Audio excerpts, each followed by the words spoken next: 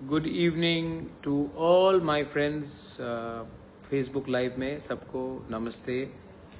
I just wanted to tell you कि कल हमारा गरिया है और मैं सबको गरिया पूजा के टाइम मैं सबको बोलता हूँ कि अपने परिवार में खुशहाली बांटिए, एक दूसरे से मत लड़िए। इलेक्शन ख़त्म हो चुका है और शांति का वातावरण रखिए। गरिया कोई भी पॉलिटिक्स से हजार साल बड़ा है और उसका अहमियत भी बहुत ज़्यादा है। It is more valuable to us than any politics. तो मैं गरिया पूजा के अवसर में मैं आप सबको बोलता हूँ कि दुश्मनी छोड़ो, भाई भाई से हाथ मिलाओ, दोफा को सामने रखो और प्लीज़ फाइट मत करो। ये सब चीज़ से किसी का फ़ायदा नहीं होता है, ये सब चीज़ से हम सब का नुकसान होता है। आज मैंने अभी इलेक्शन ख़त्म हो चुका है, 17 तारीख को रिज़ल्ट था। इलेक्शन ख़त्म होने के बाद आज मैं अपने कमरे में था तो मैंने एक व्यक्ति को फ़ोन लगाया और प्यार से बोला कि वापस आ जाइए। और उसने फ़ोन उठाया और बोला बुबागरा मैं आऊँगा। और मुझे बहुत अच्छा लगता है। देखिए, मैंने हमेशा कहा है, नफ़रत हारेगा, प्यार जीतेगा। और जो लोग मुझे छोड़ के गए वो भी मुझे प्यार करते थे, लेकिन हमको भी उनको, अगर मैं राजा हूँ सच में, तो as a king you should have a big heart. तो आज मैंने फ़ोन किया और वो शाम को राजबाड़ी आए और अभी भी मेरे साथ बैठे हैं।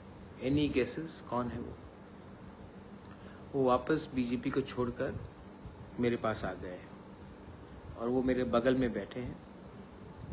कोई गेस करना चाहता कौन है? नमस्ते बोल दो अनंत बाबू। अनंत देवर्मा आए मेरे पास, मुझे सॉरी बोला। उनका उम्र है, मैंने कहा सॉरी बोलने का दरकार नहीं है, गलती सबसे होता है। इनको किसने खेला मुझे मालूम है, किसने पैसा ऑफर किया और किसने धोखा दिया मैं जानता हूँ, लेकिन है तो अपना तीपरा सा।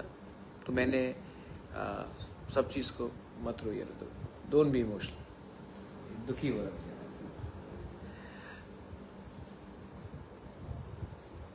थानसा जीतेगा।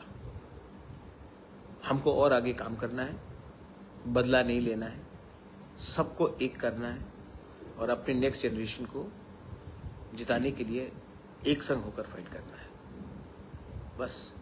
सो वेलकम बैक अनंत बाबू। आप 12 दिन बीजेपी में थे, अब मरते दम तक मेरे साथ रहिए, अपने तोहफा के साथ रहिए। हाँ कि नहीं अनंत बाबू? हाँ, क्या बोलना कुछ बोलना है? नहीं, वो तो पहले से रहना अभी भी नहीं। God bless you, love you all. और कल अगेन मैं आप सबको अपील करता हूँ, वायलेंस बंद कीजिए, कुछ नहीं होगा। सब लोगों को घर जाने दीजिए। जो लोग अभी भी बाहर है, अपने गांव से बाहर है, उनको गांव वापस जाने दीजिए। उनको गरिया में पार्टिसिपेट करने दीजिए। ये ठीक नहीं है। ईश्वर के घर में हम सब एक हैं। उनको अपने गांव में जाने दीजिए और गरिया में पार्टिसिपेट करना दीजिए और उनके ऊपर कुछ मारपीट या गाली गलौज मत कीजिए, ठीक है? अगर आपका राजा माफ़ कर सकता है, दिल बड़ा करके सबको ला सकता है, तो आपको भी ये करना चाहिए। बेलाइनो हम बाय और कहा।